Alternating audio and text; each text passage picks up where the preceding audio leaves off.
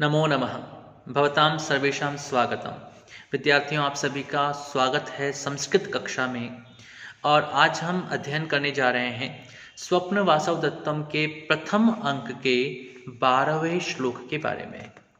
अभी तक जो हमने घटनाक्रम पढ़ा है विद्यार्थियों, उसमें हमने देखा था कि पद्मावती का आश्रम में प्रवेश होता है। योगेंद्रायण और वासवदत्ता वहाँ पर उनसे मिलते हैं और योगेंद्रायण वासवदत्ता को पद्मावती को सौंप देते हैं धरोहर के रूप में। और उसके पश्चात वहाँ पर एक ब्रह्मचारी का प्रवेश होता है। ब्रह्मचारी बहुत थका हुआ है, परिश्रांत है और वह किसी स्थान पर विश्राम करना चाहता है और उसे उस जंगल में ऐसा लगता है कि समीप में ही कहीं ना कहीं आश्रम है। और वह ऐसा कैसे निर्णय ले पाता है कि समीप में आश्रम है, उसी को वर्णन यहाँ पर एक श्लोक के माध्यम से महाकवि भास करते हैं। और यह श्लोक कुछ इस प्रकार से है। विश्रब्धम हरिणाश्चरन्त्य चकिता देशागत प्रत्यया वृक्षाः पुष्पफलैः समृद्ध विटपाः सर्वे दया रक्षिताः भूयेष्ठं कपिलानि गोकुलधनान् न्यक्षेत्रव्यक्त्यो दिशो निस्सन्दिग्धमिदं तपोवनमयं धूमो हि वन्नाश्रयः। विश्रब्धं हरिणाश्चरन्त्यचकिता देशागत प्रत्यया वृक्षाः पुष्पफलैः समृद्धविटपाः सर्वे दया रक्षिताः भूयिष्ठं कपिलानि गोकुलधनानि अक्षित्रवत्यो दिशो निस्सन्दिग्धम इदं तपोवनमयं धूमो हि वह्नाश्रयः। इसका सबसे पहले हम अन्वय करते हैं। अन्वय कुछ इस प्रकार से होगा।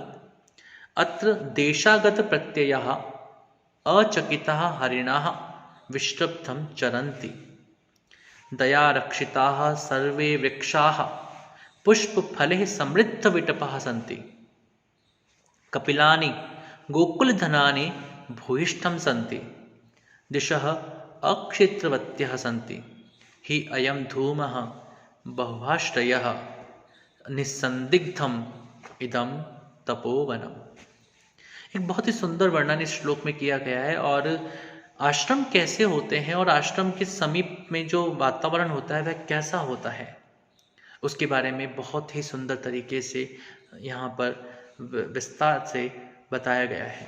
और यहाँ पर ये कहते हैं कि अत्र इस स्थान पर देशागत प्रत्ययः, देश से अलग देश से या तपोवन में आने से उत्पन्न विश्वास से देश आगत प्रत्ययः, किसी भी अन्य स्थान से आए हुए के प्रति प्रत्यय विश्वास रखते हैं। कौन? हरिणाः, हिरण अर्थात मृग। अचकितः, वे आश्चर्यचकित नहीं होते हैं। चरंती, विचरण कर रहे हैं।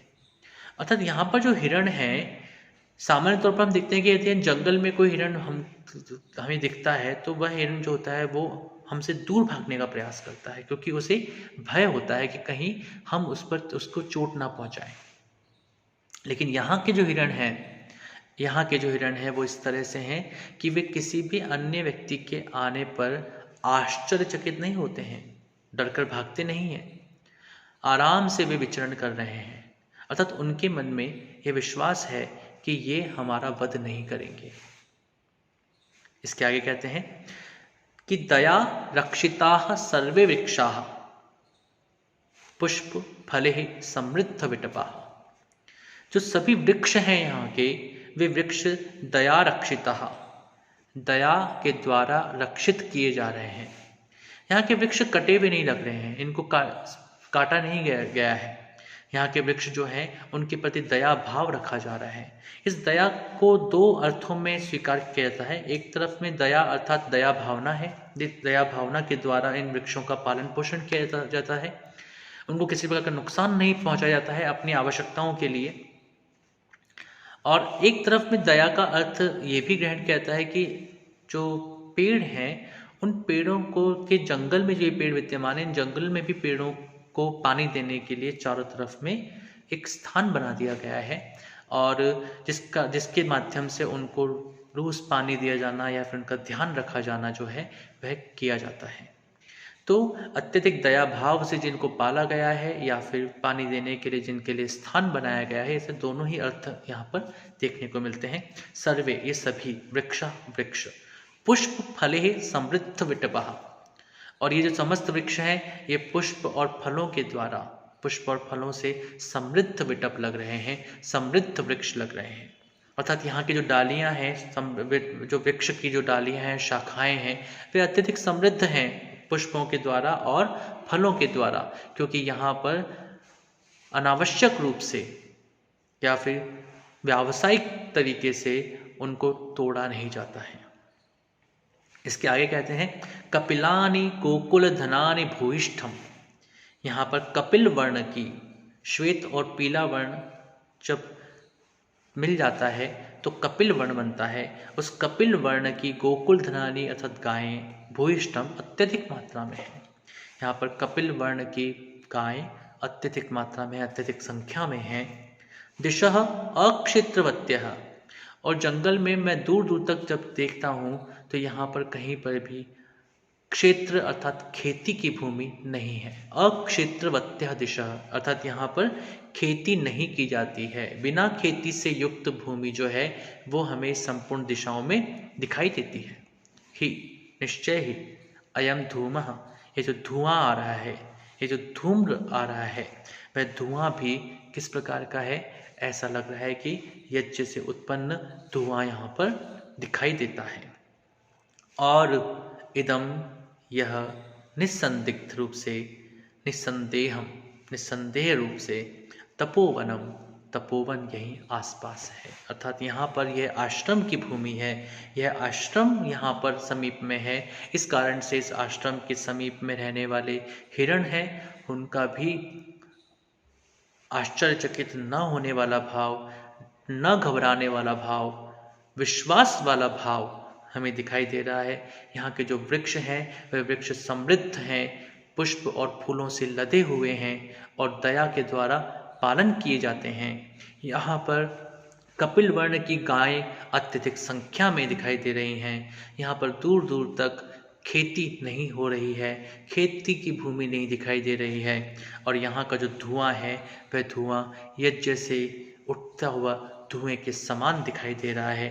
अतः वह ब्रह्मचारी कहता है निश्चित रूप से, निस्संदेह यहाँ पर नज़दीक में तपोवन है। अर्थात यहाँ पर आश्रम ऐसा है जहाँ पर लोग तपस्या करते हैं, सन्यासी के रूप में विचरण करते, जीवन का निर्वाह करते हैं, और जहाँ के लोग जो हैं वो बहुत ही संतुष्ट होते हैं, जिनको ऐसी कोई भी आवश्यकता नहीं होती है। वे प्रकृति में ही, प्रकृति के अनुसार जीवन जीना चाहते हैं। ब्रह्मचारी फिर कहता है यावत प्रविशामि, चलो मैं इसी आश्रम की ओर प्रवेश करता हूँ। प्रविश्य, जब वह आश्रम में प्रवेश करता है, अये आश्रम विरुद्ध खलु एषः जनः, और वह कहते हैं अरे यहाँ पर तो आश्रम विरुद्ध लोग खड़े हैं, अर्थात वैसे लोग खड़े हैं जो कि आश्रम में नहीं होते हैं। क्योंकि जब उसने वहाँ आश्रम में प्रवेश किया तो उसने देखा कि वहाँ पर तो सैनिक भी खड़े हैं, मंत्री भी खड़े हैं, इस तरह के लोग भी खड़े हैं जो कि राजसी वेशभूषा को धारण किए हुए हैं, अन्यतो विलोक्य।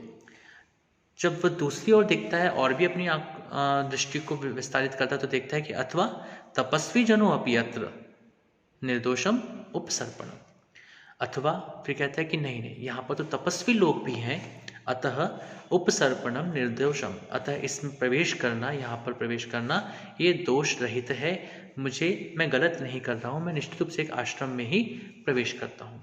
जब वह थोड़ा सा और आगे बढ़ता है तो अये स्त्री जना, यहाँ पर तो स्त्री लोग भी हैं, स्त्रियाँ भी हैं। तो ये किस प्रकार से हो रहा है? उसके मन में एक अचानक से एक आश्चर्य उत्पन्न होता है। कांचुकीय उस प्रवेश के इच्छुक, प्रवेश करने के बारे में विचार कर रहे उस ब्रह्मचारी को देख लेते हैं।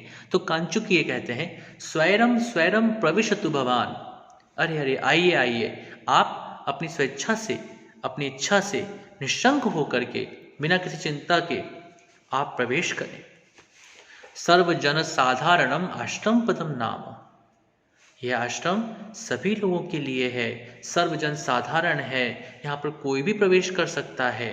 यह किसी व्यक्ति विशेष का नहीं अपितु सभी लोगों के लिए है। अतः आप निशंक रूप से इस आश्रम में प्रवेश करें। पद्मावती मन ही मन उनकी बात को समर्थन करती है और कहती है, बिल्कुल ठीक कह रहे हैं कांचुकी। तभी पद्मावती कहती हैं, अम्मो पर पुरुष दर्शनम परिहरति आर्य भवतु सुपरिपालनीय खलु मन्यासः। जब पद्मावती उन वासुदत्ता को देखती है तो क्योंकि वासुदत्ता जो है उस समय पर अपने चेहरे को छुपाने की कोशिश करती हैं, चेहरे को छुपाने का एक बड़ा कारण उनके मन में यह है कि कहीं कोई ऐसा व्यक्ति ना आए जो कि उनको जानता हो। और पद्मावती इस बात को इस स्वरूप में लेती है कि पर पुरुष दर्शनम परिहरति आर्या। ये जो आर्या हैं, ये जो जिनको कि हमें सौंपा गया है, वे दूसरे पुरुष का दर्शन नहीं इच्छा करती हैं। भवतु सुपरिपालनीय खलु मन्यासः। मैं इनका अच्छे प्रकार से परिपालन करूंगी, मैं इनका अच्छे से ध्यान रखूंगी, जिससे कि जैसा ये चाहती हैं उसी प्रकार से इनके जीवन का निर्वाह हो सके। कांचुकी कहते हैं, भोः पूर्वं प्रविष्टाः स्मः प्रतिगृह्यताम् अतिथि सत्कारः। कांचुकी कहते हैं, हे महानुभाव, हम लोग पहले से आए हुए हैं, इसलिए आप हमारे अतिथि हैं, अतः अतिथि सत्कार स्वीकार करें। ब्रह्मचारी आचम्य, ब्रह्मचारी आचमन करके अर्थात जल ग्रहण करके, भवतु भवतु निवृत्त परिश्रमोस्मि, आपका बहुत बहुत धन्यवाद, मेरी थकान दूर हो गई है। योगेंद्रायण कहते हैं, भोः कुतः आगम्यते क्व गंतव्यम क्व अधिष्ठानम आर्यस्य। अरे कुतः आगम्यते, आप कहाँ से आ रहे हैं, क्व गंतव्यम, आप कहाँ जाना चाहते हैं, कहाँ जाने के इच्छुक हैं, या आपका गंतव्य क्या है, क्व अधिष्ठानम आर्यस्य, और आपका निवास स्थान कौन सा है, आप कहाँ के रहने वाले हैं। ब्रह्मचारी कहते हैं, भोः श्रूयताम, आप सुनिए, राजगृहतोस्मि, मैं राजगृह से हूं।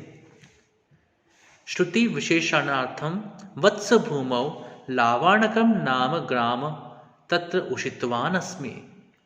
और श्रुति विशेषणार्थम, श्रुति वेद को कहते हैं, तो वेद के विशेष अर्थ के लिए अर्थात वेद के विशेष ज्ञान को प्राप्त करने के लिए, वेद की विशेष शिक्षा को प्राप्त करने के लिए, वत्स भूमौ, वत्स राज की भूमि, लावाणकम नाम ग्राम, लावाणक नाम का जो गांव है, तत्र उषितवान अस्मि, मैं वहीं पर रहता था, यानी कि वहीं पर निवास कर रहा था।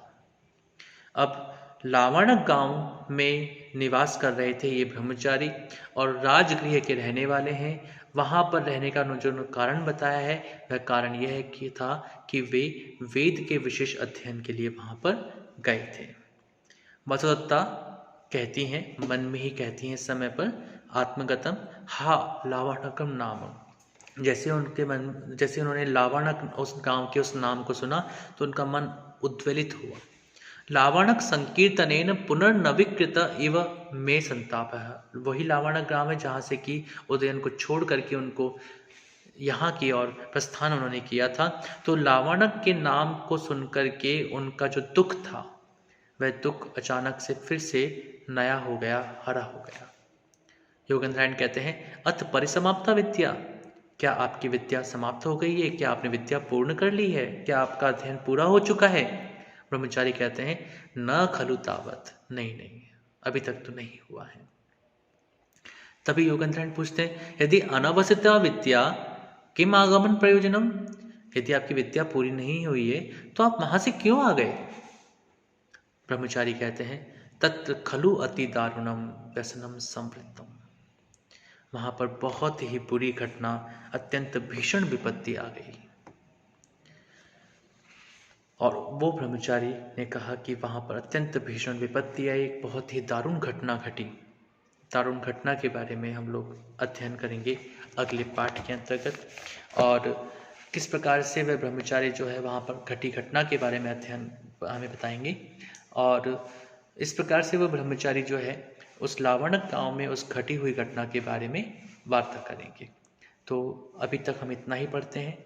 अगले पाठ में हम इसी अंश को आगे बढ़ाएंगे। आप सब विद्यार्थियों का बहुत बहुत धन्यवाद। नमो नमः। शुभम भवतु। पुनर्मिलामः।